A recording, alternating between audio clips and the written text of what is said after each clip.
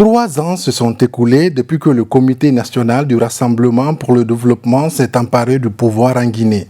Pour les autorités de la transition, des actions concrètes sont posées pour faciliter le développement. Sous l'aile d'une justice réparatrice, le chef de l'État a ordonné, et cela a été mis en exécution, le dédommagement, le relogement, le recasement, comme on veut, des victimes de déguerpissement violent de Kapororaï. Les personnes qui ont travaillé et dont le droit à la retraite était dépassé ont été rappelées à prendre leur retraite, à se reposer.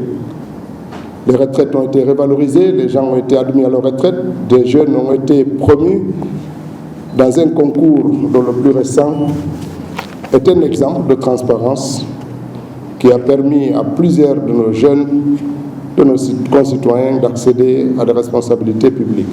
Depuis un certain moment, la question de la candidature à la prochaine présidentielle du président Mamadi Doumbouya occupe le centre des débats dans le pays.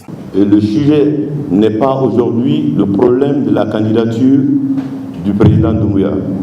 C'est la peur des Guinéens d'avoir peut-être un niveau de gouvernance plus bas que le président Doumbouya. Et tout ce qui a été fait en 3 ans commence à faire de l'ombre à beaucoup. Ça commence à inquiéter. Au sein de la classe politique et des acteurs de la société civile, les avis restent partagés sur l'éventuelle candidature du général Doumbouya à la prochaine présidentielle. Il y a d'abord la volonté du président qui compte, ça c'est un premier aspect. Deuxièmement, au-delà même de la volonté du président, il y a aussi ce qu'on appelle la volonté populaire aujourd'hui. Nous pensons que les élections référendaires, ou alors l'élection référendaire qui viendra, va être vraiment déterminante. Aujourd'hui, on est en train de préparer une nouvelle crise pour la République de Guinée.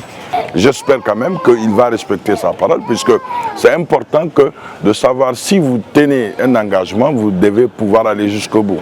L'avant-projet de la nouvelle constitution présenté par le Conseil national de la transition ignore l'article 46 de la charte de la transition qui interdit notamment au président Doumbouya de se porter candidat aux élections.